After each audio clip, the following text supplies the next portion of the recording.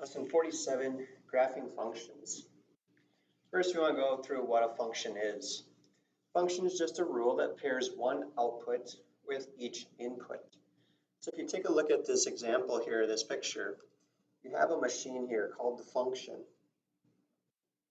And you put the input, so you put something in to the machine. So we would call that the input or the domain or the X. So you put it into the machine. The machine tells you to do something with the input. So it's going to tell you a rule. So a function produces one output for every input. So when you put something in, the function does something to the input, and out comes the output or the range or the Y value. So the function rule may be a description, it might be an equation, it might be a table, it might be a graph. Okay.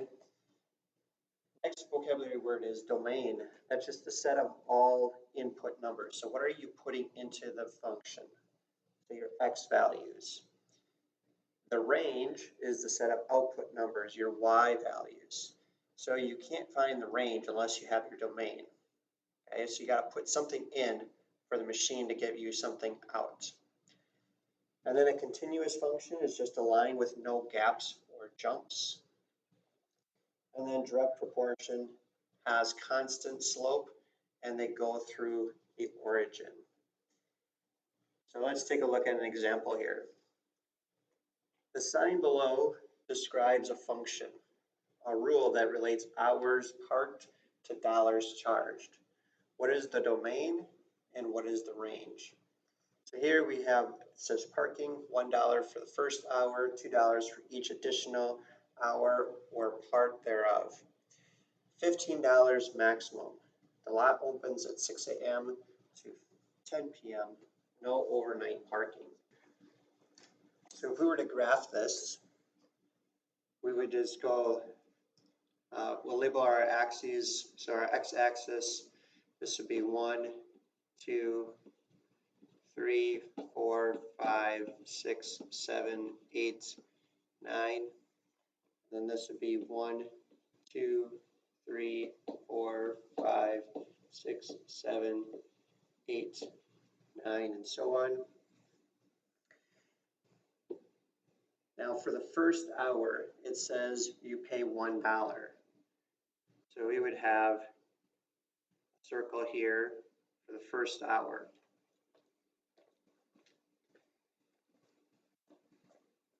And so we'll also have a dot here. So you basically, for 1 hour, you pay $1.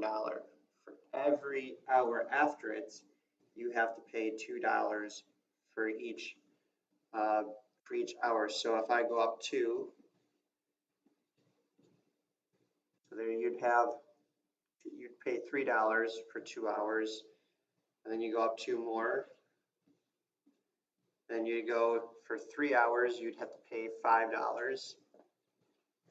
And we would just keep going up to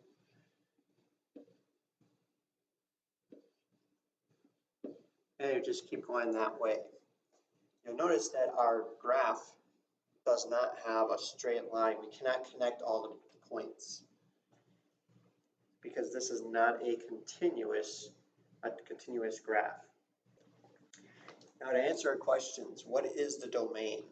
The domain, remember, is our X values, so it's really the number of hours. And it tells us that the lot here is open from 6 a.m. to 10 p.m.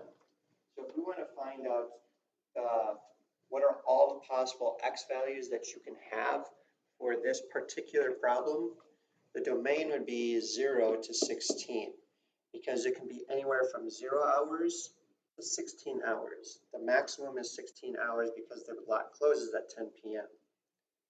The range, what are all the Y values? So what are all the amounts of money that you could be charged for parking in the parking lot? For this one, the range would be, you're going to have to park, if you're going to park there, you're going to have to pay a minimum of $1. But the maximum is $15 because I told you right here the maximum is going to be $15. So your range would be anywhere between $1 and $15. Next problem. The directions on the can of paint described a function. 1 gallon covers 400 square feet of a sealed, non-textured surface. Graph the function based on the numbers in the problem. So we have our graph there. So 1 gallon covers 400 square feet of sealed, non-textured surface. So if I were to graph this, I would go the quantity of paint in gallons. 1 gallon is 400 square feet. So I would put a point right there. So if 1 gallon gives me 400, 2 gallons should give me 800 square feet. Now that I have 2 points, I could actually draw my line to connect them.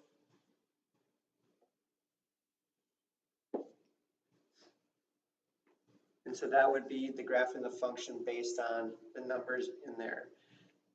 And so if you have zero gallons of paint, you're not going to cover any wall. So that's why we start at the origin at 0, 0. So if we did 3 gallons, we would just add 400 more to the 800, which would be 1200. Next one, consider the function p equals 4s. As actually how you find the perimeter of a square. That's the formula. P equals 4 times the side of the square. So that's our function. We want to know what is the domain here. And since this is a finding perimeter, you're finding lengths of the side of a square. So the minimum would have to be 1 if we're just dealing with whole numbers. So we can't have 0 because then you wouldn't have a square. So we would have 1, we would have 2, and we would have 3. You could choose more than that, bigger than that one, but we're just choosing a few of them here. So in here, if we were to put 1 in for S, 1 times 4 gives you 4, 2 times 4 gives you 8, 3 times 4 will give you 12. So we already created the table right here. So what is the domain? What are all the possible x values? This would be all positive whole numbers.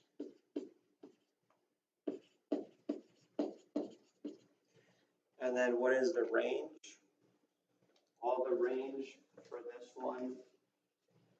If you look at what our values we have there,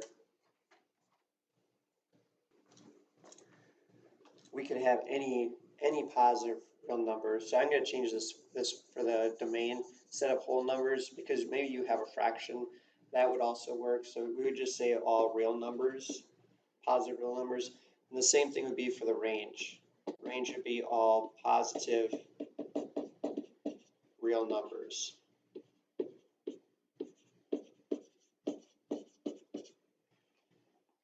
And now that we have our table set, we can just graph these. The S is going to be your x values, and your P is going to be your y values. So I'm going to count by 2s for the y values. So this is 2, 4, 6, 8, 10, 12. And these I'll just count by 1s. So 1, 2, 3, 4, 5, and so on. Now just plot them. So 1, side length of 1 would be 4. Side length of 2 would give you 8. Side length of 3 would give you 12. And we could keep going if we wanted to, but we have enough dots. We can now draw our line. Now we have a straight line. And notice it doesn't go below. You can't have negative numbers again because you can't have negative side lengths. Next one, Janine works in a high-rise building. When she wants to go to upper floors, she enters an elevator and pushes a button. That's your input. and the elevator takes her a distance above street level, which is the output. Graph the relationship between the floor number and her distance above the street, assuming the building has 12 floors and are 10 feet apart. So again, our graph, we're going to have our x as the floor that she's on, and the y is the distance that she goes up. And so since the distance that goes up, it's always 10 feet apart, we would be counting by tens. So this would be 10, 20, 30, 40, 50, 60, 70, 80, 90. And it has 12 floors. So if we would count our floors, let's just count by twos. So this would be 2, 4, 6, 8, 10, 12. And then now we can plot these. If you're on the first floor, you're actually at 0. So the first floor, you didn't go up anything because that's at street level. So that is you went up no feet. Okay. Now if you go up to the second floor, then you go up 10 feet. So we put a dot at 2 and 10. If you go up the next floor, that would be, so the third floor, you go up 10 more. Go up to the fourth floor, 10 more.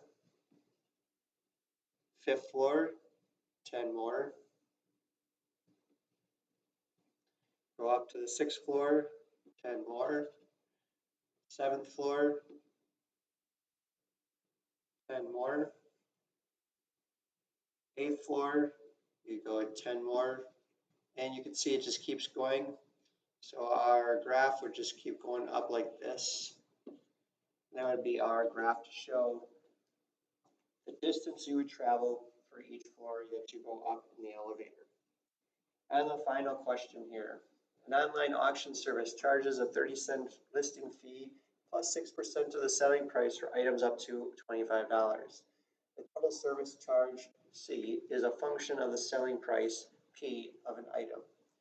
Is the relationship proportional? So first we need to write a rule.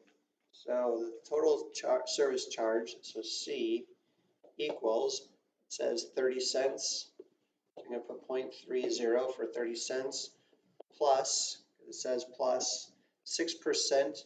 So that would be 0.06 as a decimal of the selling price. Remember, of means multiplication. Selling price, we're going to use P for the price. So that would be our function here. And we're going to plug our P, our price, into the function to find our total cost. So if the selling price is $1, we would do 0.06 times 1 and then add 0.30. You get 36 cents, so 0.36. You did 2 times 0.06 gives us 0.12 plus 0.3 gives us 0.423. Put 3 in for P. We would put in 0.06 times 3 gives us 0.18 plus 0.3 gives us 0.48. You'll notice that we're just counting by sixes. So if we put a 4 in, that would be 0.54. If you put a 5 in, that would be 0.60. Now we can graph this. So if we have 1, you would go up to 0.36. So 1.36 would be roughly here. 2 and 42 cents would be roughly there. 3 and 48 be about here. 4 and 54 would be around here. and then 5 and 60. 5 and 60 would be there. So you can see that I do have a straight line here. So it says, is the relationship proportional? Which means, does it go up the same amount of time?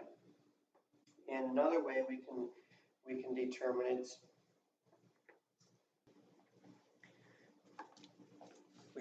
it, by a couple of ways. We could take our C and divide it by our P. So if we did 0.36 divided by 1, you get 0.36. If we did 0.42 divided by 2, you get 0.21. Since they are not the same, this is not proportional. Because if they were proportional, you should be able to take the cost divided by the price, and they should all equal the same amount.